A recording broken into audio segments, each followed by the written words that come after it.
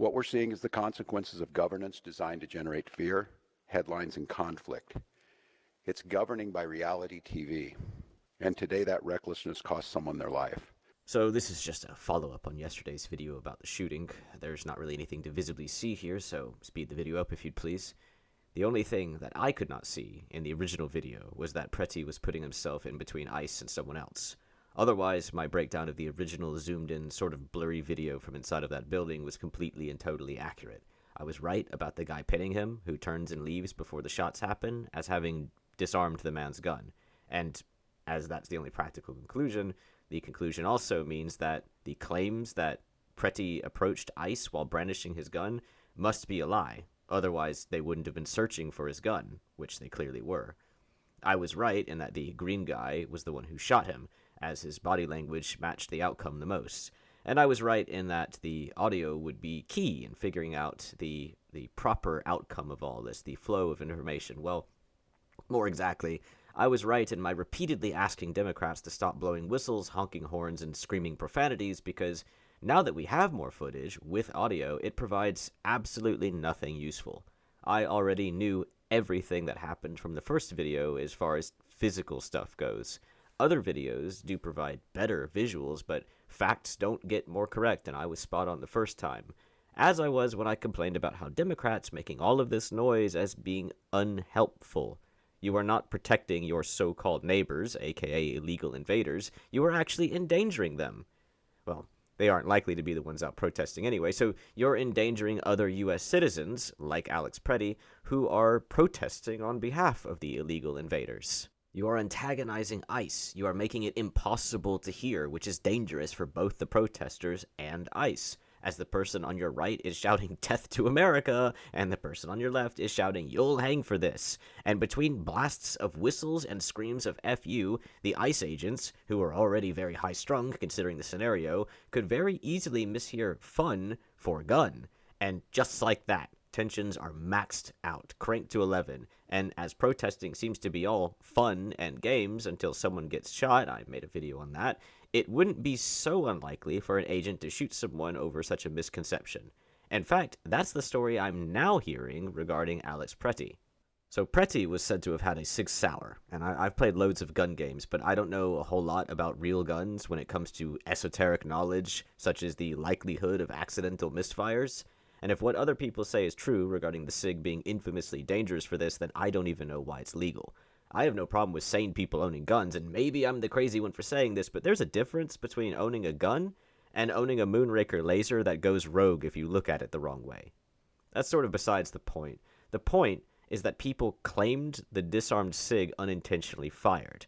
The story goes that the SIG discharged and an agent shouted "gun." You can see in this video that multiple agents do reach for their guns around the same time, which is part of why I felt desperate need for the audio, though you would want it anyway. Here's the thing. I don't hear a shot. I've rewatched all of the other angles, and the first shot that I hear is by the agent, which is also when the bystanders start screaming. Well, screaming for their own lives anyway. They're always screaming just out of perpetual anger towards Trump and the incentivized training to go out and fight the federal agency that Democratic politicians have given them. But was there a shot at all? Or was it muffled by the noise? We would know the answers to these things very clearly if, again, Democrats would stop acting like children with all of their chants and their songs and their screams and their whistles and their honks. Maybe we wouldn't even need to. Would Alex Pretti still be alive if not for the constant cacophony surrounding ICE? Maybe. Or maybe it was a moment of absolute lunacy by the agent who shot him. Like I said, I didn't hear a shot or see a muzzle flare either. And furthermore, if there was a shot, the agents would have been able to discern a direction. And that would have been to their left. Very, very distinctly to their left. So, like I said, I didn't hear a shot. So, let's go further still.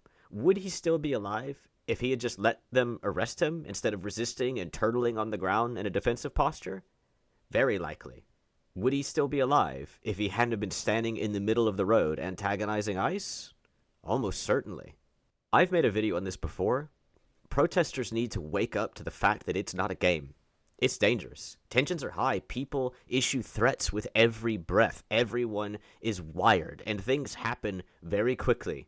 Instinct kicks in, and that can be a very bad thing, a very dangerous thing. And these people that you're antagonizing, ICE, you're out there trying to make them angry, threatening them.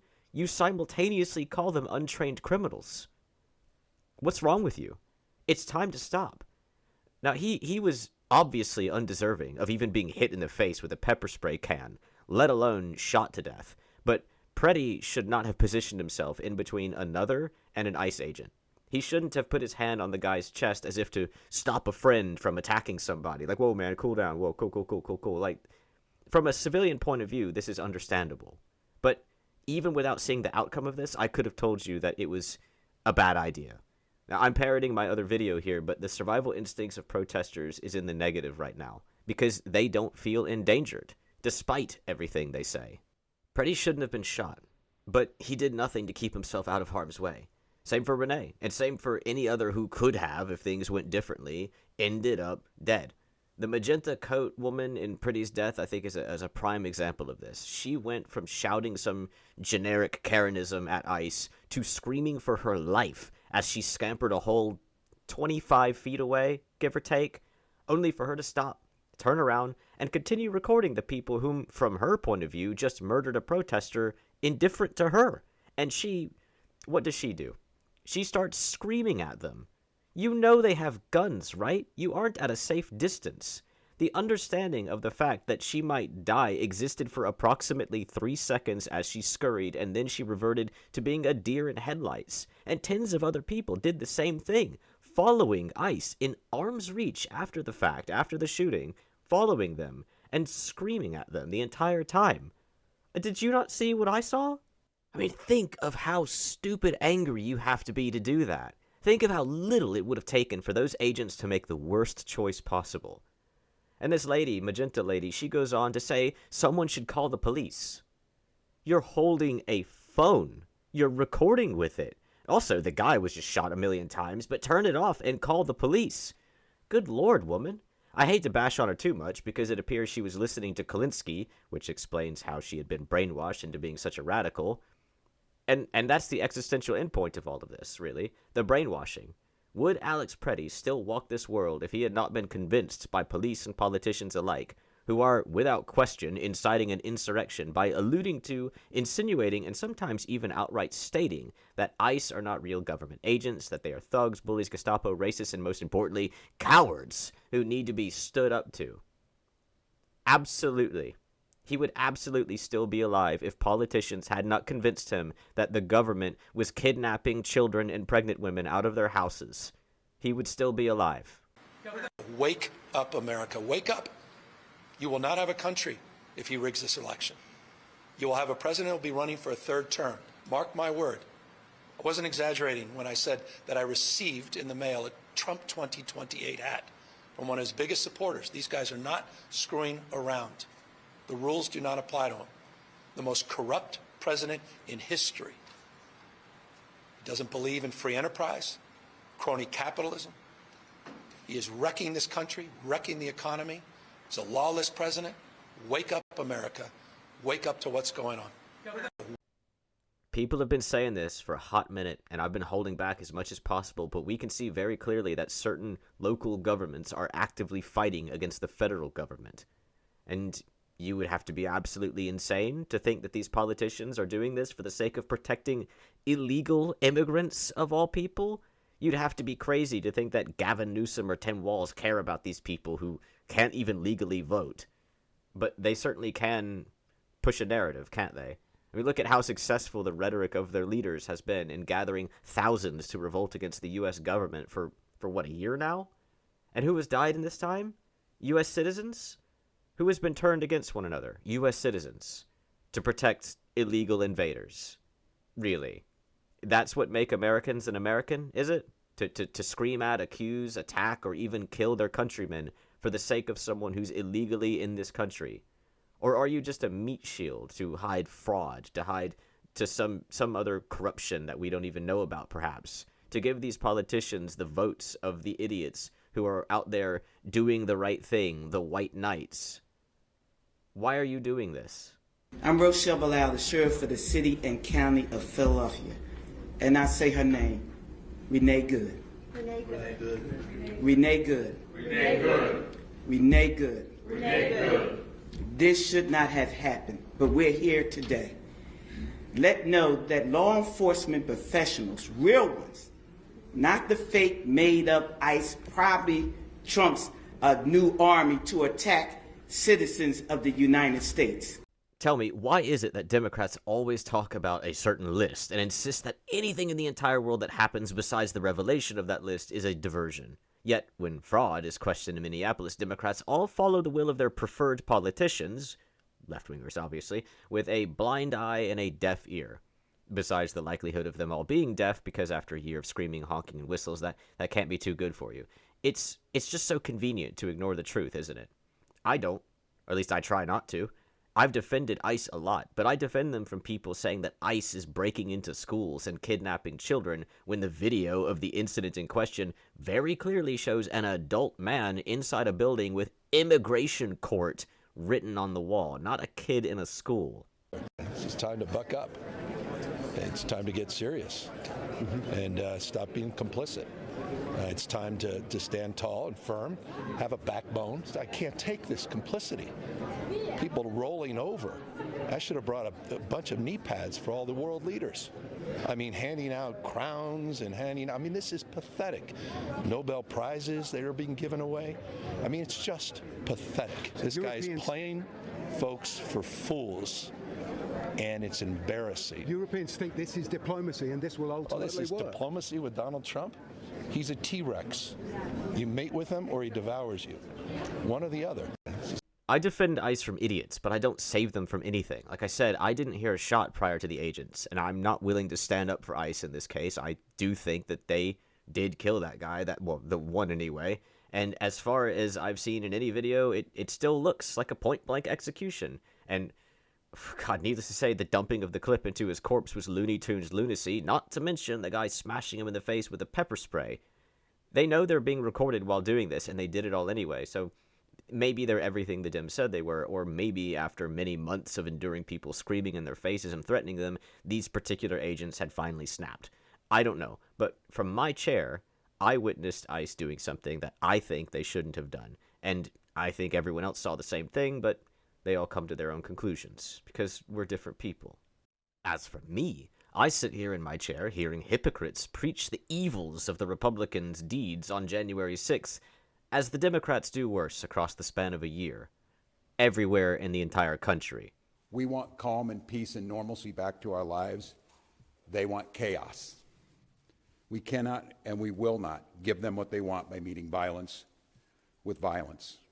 Where January 6th was a quick facial, the Democrats have done a full-body bukkake, and are continuing to do so without any sign of stopping, convinced that they are righteous for doing it, convinced by their politicians who shift blame to Trump constantly because they know the rabid protesters aren't on the streets to stop illegal immigrants from being deported. Minnesota and our local law enforcement, as you have seen, have done everything possible to de-escalate. Local media has reported extensively on the cooperation to de-escalate this situation. Donald Trump, I call on you once again, remove this force from Minnesota. They are sowing chaos and violence. We've seen deadly violence from federal agents again and again and again.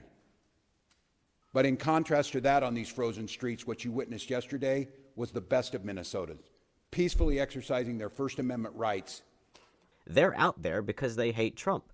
Politicians blame Trump for everything. So much so that Trump's blaming of everything on Biden almost seems tame by comparison. Hundreds of Minnesotans from all faiths packing care packages for families that have been ripped apart. Despite the horrific acts by this federal government, Minnesotans are standing up for the rule of law. They're protesting loudly and urgently, but peacefully.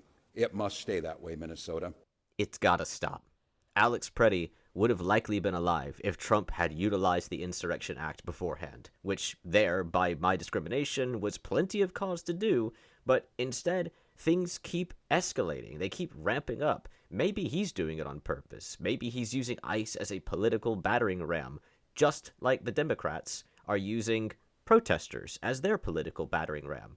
And I call on all Americans to see the decency that this state is exhibiting and the horrific cruelty, unprofessional, absolute abomination that is passing for what these ICE agents are doing on our streets. All I know is that the longer it goes on, the closer we get to another Tiananmen Square. Officials inciting insurrection, they should be treated as an insurrectionist. That's a bare minimum for me. It's to say nothing of the countless influencers and civilians who are doing the same or worse. It's to say nothing of the rotting, putrescent den of snakes that some social media has become. And I'm being generous by saying that you can just lop off the head of the politicians and be done with it, instead of going after the peasants, you know? Minnesotans and Minnesota law enforcement that continuously is being denigrated by this administration will continue to be the adults in the room, the professionals in the room, the decent human beings in the room that will keep the peace. Because there's a lot of people on the extreme right, and I think even more moderate right, who would love to see all these protesters go to prison forever, and everyone who's ever said anything on any forum or wherever, go to prison forever, TikTok, whatever it is, Reddit, whatever it is. But really, you can't imprison everyone, and I think a lot of these people are just radicalized by the politicians through their hatred of Trump, and for that I can sort of forgive them to an extent anyway, that I think maybe you could at least get them out of prison for that and just, you know, get back on track here. To get the country back on track is what I mean. You can hate Trump all you want, but at the end of the day, he's president, and claiming he rigged the election is the exact same thing he did of Biden. Every single thing you hear out of the mouth of people like Tim Walz is an attack. Him claiming the Minnesotans are the best people who've ever lived, that's an attack. Him saying that federal agents and Trump are the worst people ever, well, that's also an attack. He's stoking your ego while hanging the President of the United States of America out as bait, hoping you attack him because you hate him.